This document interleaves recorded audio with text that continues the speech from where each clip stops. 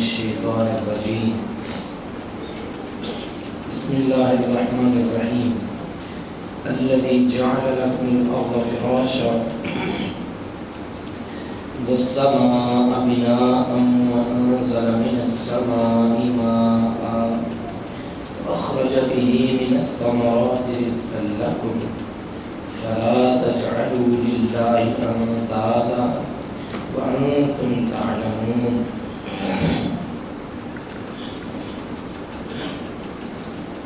دہرانے الذي جعل لكم الأرض فراشا والسماء بناء وأنزل من السماء ماء فأخرج به من الثمرات رزقا لكم فلا تجعلوا لله أندادا وأنتم تعلمون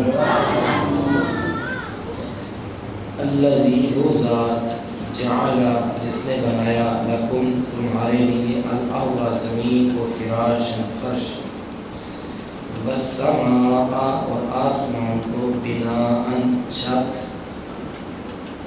وانزل اور اس نے نازل کیا من السماء آسمان سے ماء پانی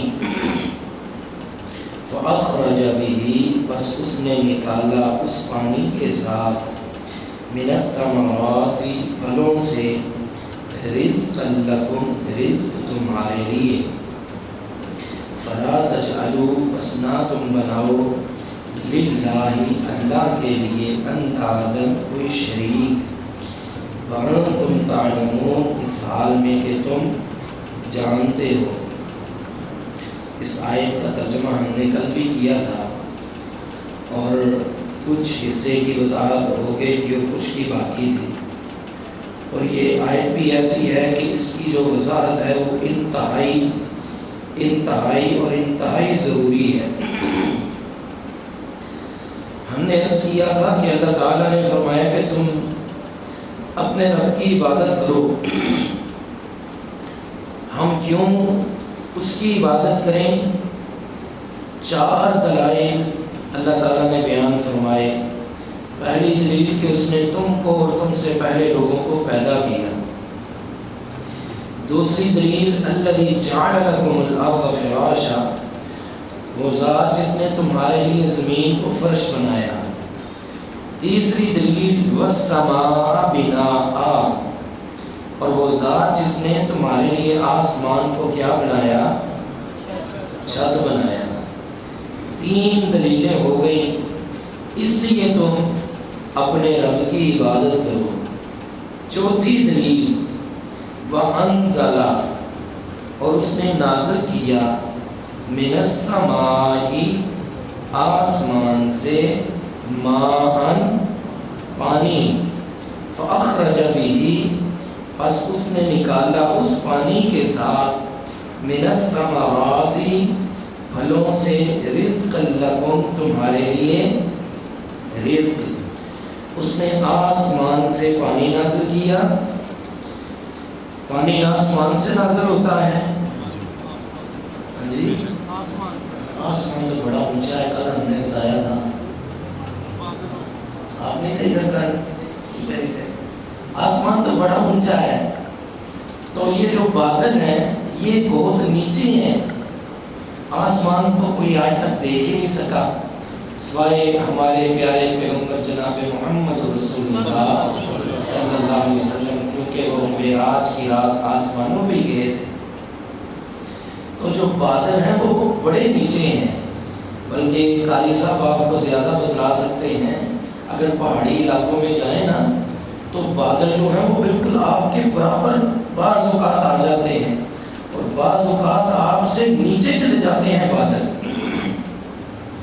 تو یہاں اللہ تعالیٰ نے یہ کیوں فرمایا آسمانوں سے؟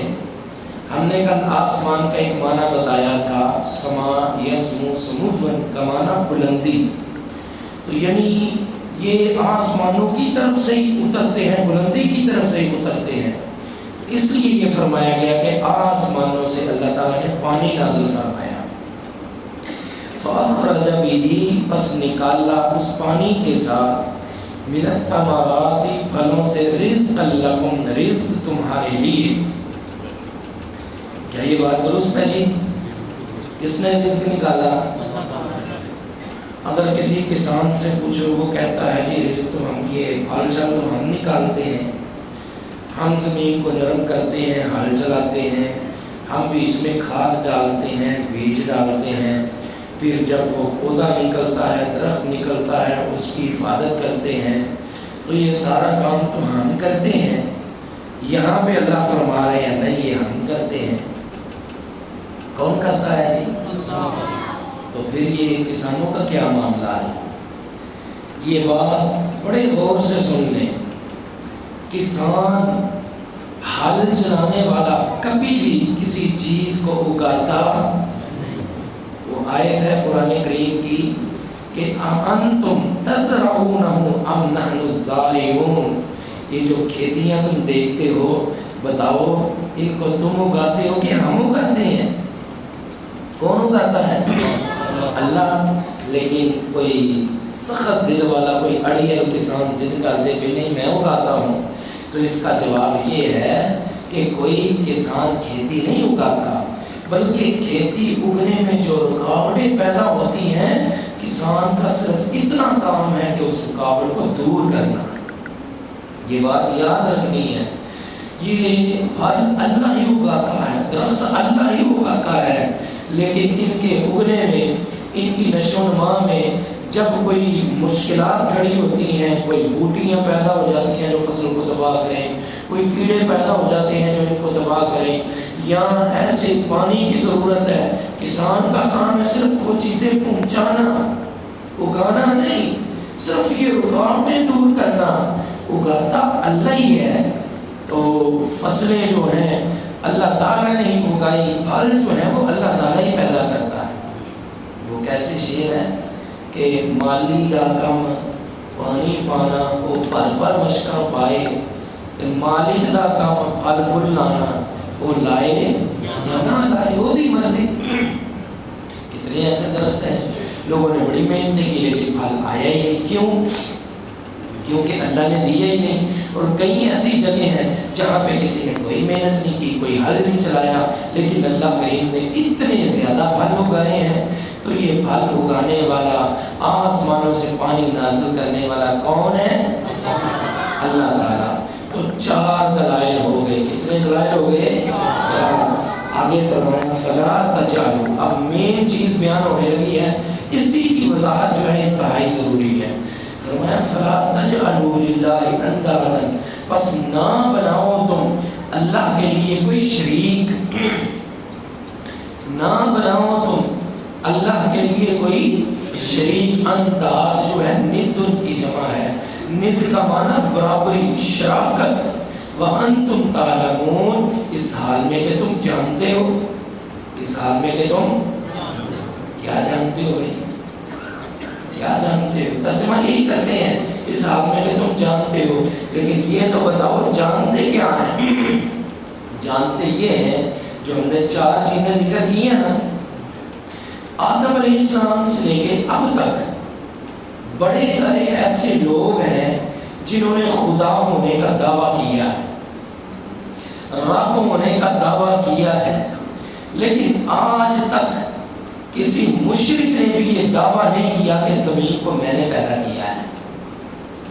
آج تک کسی مشرک نے بھی یہ دعویٰ نہیں کیا کہ انسانوں کو میں نے پیدا کیا ہے۔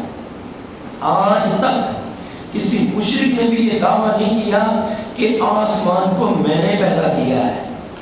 آج تک کسی مشرک نے بھی یہ دعویٰ نہیں کیا کہ آسمانوں سے پانی نازل کر کے پھلوں کو میں اگاتا ہوں۔ بات کی سمجھ آئی ہے؟ فرمائیں یہ 4 چیزیں ایسی ہیں، کوئی مشرک سے مشرک ہی بھی ہے نا، وَأَنْتُمْ تَعْلَمُونَ، وہ بھی جانتا ان چاروں چیزوں کو پیدا کرنے والا کون ہے؟ اللہ ہے۔ یہ سمجھ آئی ہے وَأَنْتُمْ تَعْلَمُونَ کی؟ تم جانتے ہو، کیا جانتے ہو؟ سب جانتے ہو ان چیزوں کو پیدا کرنے والا صرف اللہ ہے، اور تمہیں پتہ بھی ہے کہ ان چیزوں کو پیدا اللہ کرتا ہے، پھر بھی تم اس کا شریک بناتے ہو۔ اب مسئلہ کیا ہے؟ شریک کسے کہتے ہیں؟ شرک کسے کہتے ہیں؟ شرک، شریک، یہ آپس میں یہ لفظ ہیں اکٹھے، شرک، شریک۔ ان اللہ لا یغفر ان یشرک بہ، اللہ شرک کو معاف نہیں کریں گے، ویغفر ما دون ذلک لمن یشاء، شرک کے علاوہ کوئی بھی گناہ ہے اللہ چاہے تو معاف کر دے۔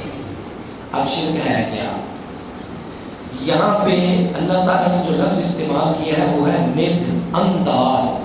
انداد برابری کو کہتے ہیں، شریک برابری۔ ایک شخص کہتا ہے کہ مجھے اللہ رزق نہیں دیتا، مجھے فلاں بزرگ رزق دیتا ہے، اس کے مشرک ہونے میں شک نہیں، لیکن یاد رکھنا اس نے انداد، شریک نہیں بنایا، بلکہ اس نے تو اللہ کی ویسی نفی کر دی ہے۔ شریک کیا ہے؟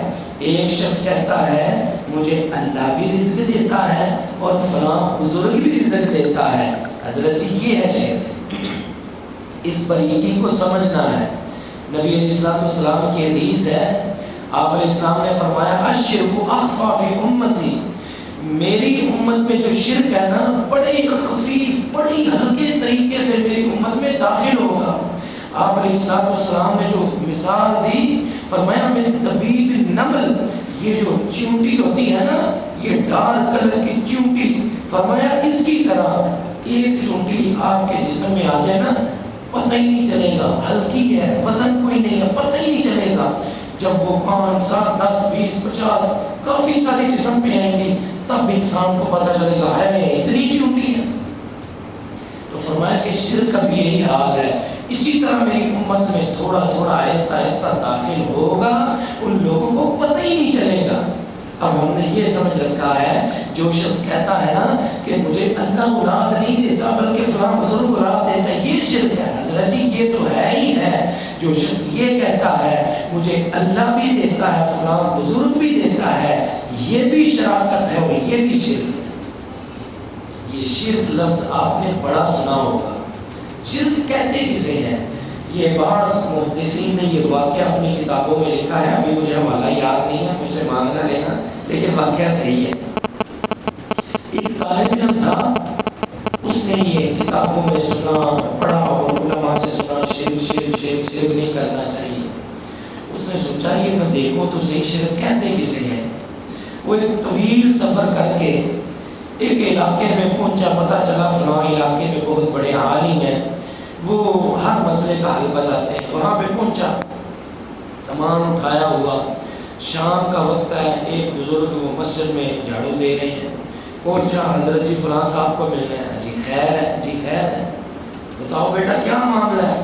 کہا جی میں نے ایک لفظ پڑھا ہے شرک، تو میں یہ اتنے دنوں کا سفر طے کر کے یہاں پہ آیا ہوں، میں نے یہ جاننا ہے کہ شرک کہتے کسے ہیں۔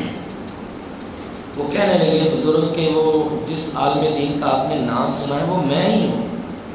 تو بیٹا ابھی میں آپ کو شرک کی تعریف بتاؤں، صرف آپ اکیلے سنیں گے، کوئی مسئلہ حل نہیں ہوگا۔ ایسا کریں، آپ تھکے ہوئے آئے ہیں، میرے ساتھ چلیں گھر، رات گزارتے ہیں، صبح فجر کے وقت میں درس دوں گا، شرک کے متعلق آپ بھی سن لینا، باقی لوگ بھی سن لیں گے، سب کو فائدہ ہو جائے گا۔ اس نے کہا ٹھیک ہے، اتنا لمبا سفر کر کے آئے ہوں، چلو کھانا شانا ہو جائے گا، کوئی آرام ہو جائے گا۔ نماز پڑھی، عشاء کی، گھر چلے گئے۔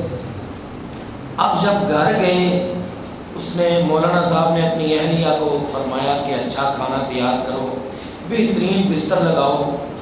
اب وہ ساتھ ساتھ کھانا تیار کرے، ساتھ پوچھے کون ہے، کتوں آیا ہے؟ مولوی صاحب کہیں اپنے بندہ ہے، طالب علم ہے، کوئی علم دی گل پوچھا۔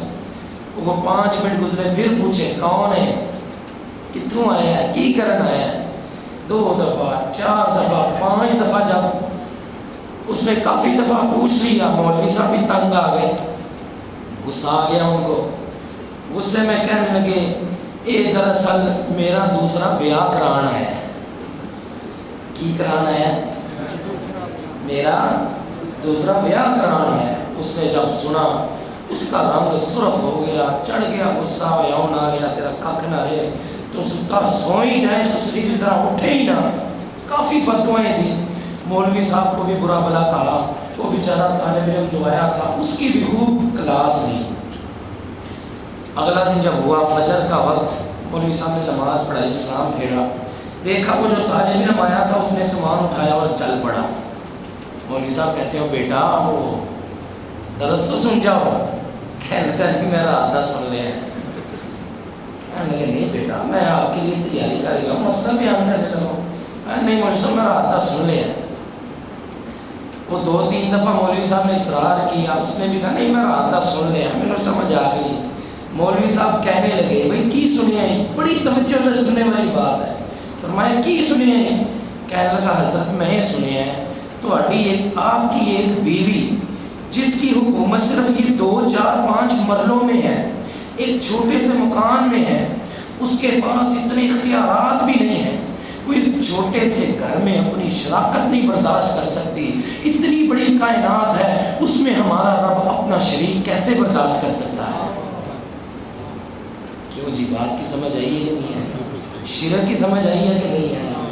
کہ اللہ کریم نے یہ سب کچھ بنایا.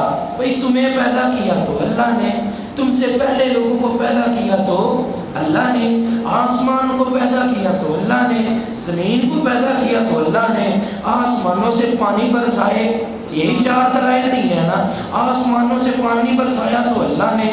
او بے شرمو پھر بھی تم اللہ کے ساتھ شریک ٹھہراتے ہو کہ نہیں اب ہوائیں چلائے گا فلاں, مدد کرے گا فلاں, اولاد دے گا فلاں. نہیں, فلا تجعلوا للہ اندادا, اللہ کے ساتھ کسی کو بھی شریک. انداد کسے کہتے ہیں؟ ہم نے عرض کیا تھا برابری, شراکت. بعض لوگوں نے کیا کیا ہوا ہے, اپنی مسئلوں میں لکھا ہوا ہے اللہ اور پھر بالکل برابر میں کیا لکھا ہوا ہے محمد. یار نہیں, برابری نہیں کرنی.